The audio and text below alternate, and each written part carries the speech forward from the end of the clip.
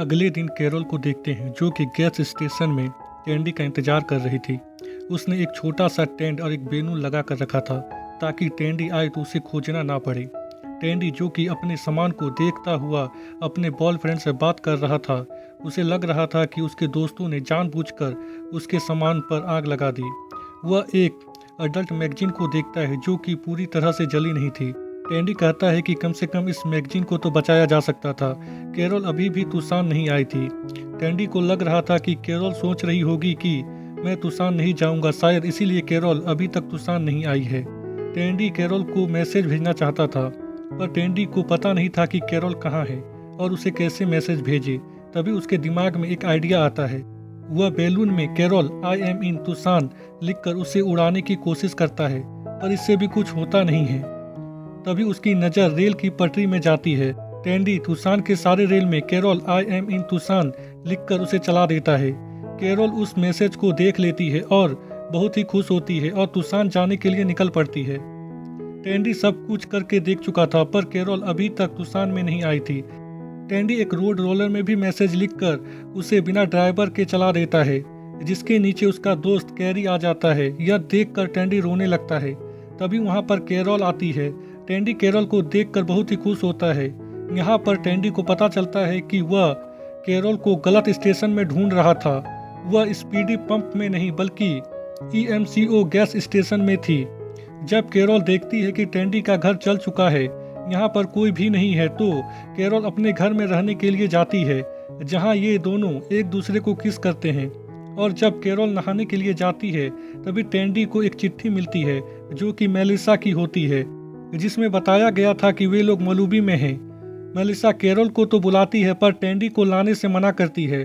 टैंडी carol को इस चिट्ठी के बारे में कुछ नहीं बताता। अगले दिन जब टैंडी की नींद खुलती है तो वह देखता है कि उसके सामने एक चिट्ठी है जो कि कैरोल ने लिखा था। वह बोलती है कि उसे वह चिट्ठी मिली जो कि उसने छुपाया था और वह मलूबी जा रही है। टैंडी उसे रोकने जाता है और जब वह कार में होता है तभी वह गंजा फील टैंडी पर हमला कर देता है और उसे मारने की कोशिश करता है। तभी उसकी नींद दोबारा खुलती है तो वह देखता है कि उसके सामने मेलिसा सोई हुई है। वह तुरंत उठकर टैंडी पर गोली चलाने लगती है। टैंडी जोर से चिल्लाकर उठता है। कैरोल उसकी आवाज़ सुनकर आती है। टैंडी बोलता है कि बुरा सपना था, कैरोल कुछ ढूंढ रही थी। टैंडी के पूछने पर वह उसे बताती है कि वह कोई चिट्ठी या फिर कुछ उसी टाइप का ढूंढ रही है जिससे पता चले कि वे लोग कहाँ गए हैं। टैंडी को समझ में नहीं आ रहा था कि वह इस चिट्ठी के बारे में कैरोल को बताए कि ना बताए। वह अपने बॉयफ्रेंड से भी बातें करता है इस बारे में। रात में टैंडी कैरोल को अच्छा महसूस दिलाने के लिए मेलिसा टॉड और बाकी सबके पुतले को भी रखता है ताकि कैरोल को अच्छा लगे। और जब कैरोल और टैंडी आपस में बात कर रहे होते हैं तभी कैरोल को अपने दोस्तों की याद आती है तो वह वहां से उठकर चली जाती है और अपने कमरे में आकर उन्हें याद कर कर रोने लगती है। टैंडी को यह देखकर बिल्कुल भी अच्छा नहीं लगता। टैंडी कैरोल को उस चिट्ठी के बारे में बता देता है और वह अब मलूबी जाने के लिए भी तैयार था कैरोल की खुशी के लिए। और कैरोल जब उस चिट्ठी को पढ़ती है तो उसे पता चलता है कि मेलिसा ने सिर्फ उसे बुलाया है, टैंडी को नहीं। यह पढ़कर वह मलूबी जाने से मना कर देती है क्योंकि उस चिट्ठी में मेलिसा ने टैंडी को लाने से मना किया था। कैरोल बोलती है कि अगर वे तुम्हें नहीं चाहते तो मैं उन्हें नहीं चाहती और वह तुसान में रहने का फैसला करती है। पर वह अब भी उदास थी। टैंडी कैरोल के तुसान में रहने की खुशी में जश्न मनाता है। ये लोग शराब पीते हैं। टैंडी कैरोल को बहुत ही ज़्यादा शराब पिलाता है और जब कैरोल बेहोश हो जाती है तो वह उसे लेकर मलूबी जाने के लिए निकल पड़ता है। रास्ते में जब कैरोल को होश आता है तो वह बोलती है कि तुमने मुझे शराब पिलाकर मलूबी ले जा रही हो, तुमने मुझसे पूछा भी नहीं। टैंडी कहता है कि किसी के लिए कुछ अच्छा करना हो तो उससे पूछना जरूरी नहीं है। जब ये लोग मलूबी पहुंचते हैं तो इन्हें पता नहीं होता कि बाकी सब कहाँ हैं। इनके पास कोई मैप भी नहीं होता। ये लोग सोच ही रहे होते हैं कि इन्हें कैसे ढूंढे। तभी इनकी नज़र धुएं में जाती है जिसे देखकर ये लोग बहुत ही खुश होते हैं क्योंकि अब इन्हें उन लोगों को ढूंढना नहीं पड़ेगा। टैंडी और कैरोल छुपकर उन्हें देखते हैं। उनके साथ एक और आदमी भी होता है। टैंडी को समझ में नहीं आ रहा था कि वह उनके पास किस तरह जाए। कैरोल उसे बोलती है कि पहले मैं जाती हूँ और वहाँ का तापमान देखती हूँ, बाद में तुम आना। कैरोल उनके पास जाकर धीरे से चिल्लाकर डराती है ताकि ये लोग चौंक जाए। और होता कुछ और ही है। वह आदमी जो कि इनके साथ नया था, कैरोल के डराने की वजह से उस आदमी को हार्ट अटैक आ जाता है और वह वहीं पर मर जाता है। जिसका नाम गार्डन होता है। कैरोल को कुछ समझ में नहीं आता कि यहाँ पर हुआ तो हुआ क्या। ये लोग उस आदमी का फ्यूनरल करते हैं और उसके बारे में अच्छा बोलते हैं। टेंडी दूर से ये सब कुछ देख रहा था। कैरोल टेंडी का हाल समाचार लेने के लिए जब गाड़ी में जाती है तो हमें पता चलता है कि गार्डन गेल का प्रेमी था। कैरोल ने अभी तक टेंडी के बारे में उनसे कुछ भी बात नहीं किया था। मेलिसा कैरोल के यहाँ आने से बहुत ही ज़्यादा खुश थी। वह कैरोल को बताती है कि वे लोग गार्डन से एक बीच में मिले थे और उसने हमें अपने घर में रहने के लिए आमंत्रित किया। यहाँ पर 13 बाथरूम है पर कोई भी ठीक नहीं है। और जब मेलिसा टेंडी के बारे में पूछती है तो कैरोल अपने ऊपर चाय गिरा देती है और वहाँ से बहाना करके चली जाती है। बाथरूम में गंजा फील आता है जो कि उसे कहता है कि मैंने तुम्हें आखिरी बार उस दिन देखा था जब मैं तुमसे प्यार कर रहा था। कैरोल गंजे फील से माफ़ी मांगती है उसे बिना कुछ बताए तुसान से जाने के लिए। तभी वहाँ पर एरिका आ जाती है जो कि कैरोल का ग्रुप में स्वागत करती है और ये बताने के लिए कि वह और गंजा फील रिश्ते में है। वह गंजे फील को कैरोल के सामने किस करती है और वहाँ से चली जाती है। फिर सीन शिफ्ट होता है और हम सब लोगों को देखते हैं जो कि गेल के प्रेमी के याद कर रहे थे। तभी टेंडी की बात उठ जाती है। गेल कैरोल को कहती है कि क्या तुमने गार्डन की तरह टेंडी को भी मार दिया। कैरोल थोड़ी देर सोचती है और सबसे झूठ बोल देती है कि टेंडी मर गया है।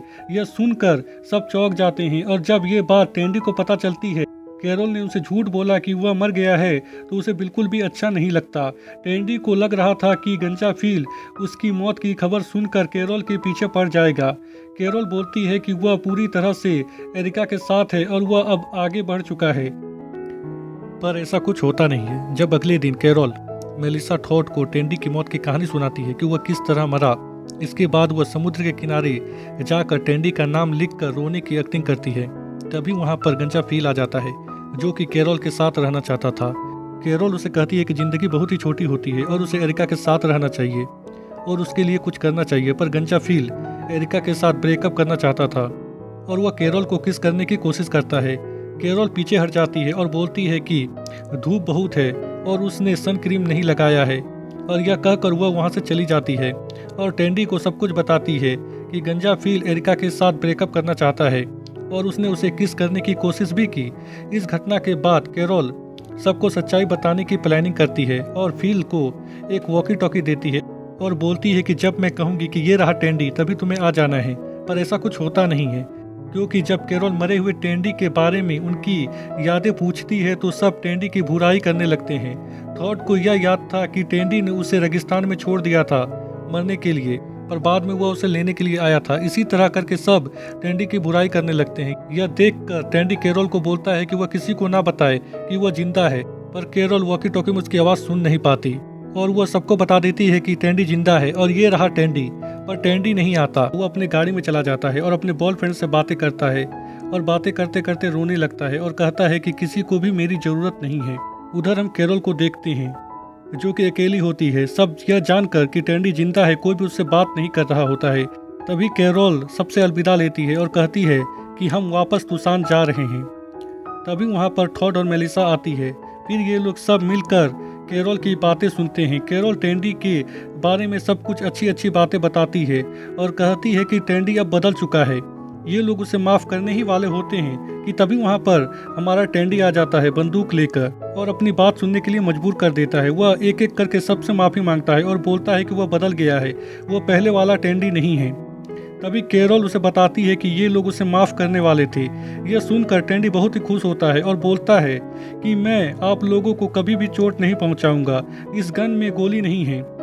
बस यही बात बोलने की देरी थी। ये लोग टेंडी को लकड़ी के एक बोर्ड में गर्दन और हाथ को फंसा देते हैं और उसे लॉक कर वहाँ से चले जाते हैं और यह एपिसोड यहीं पर ख़त्म हो जाता है।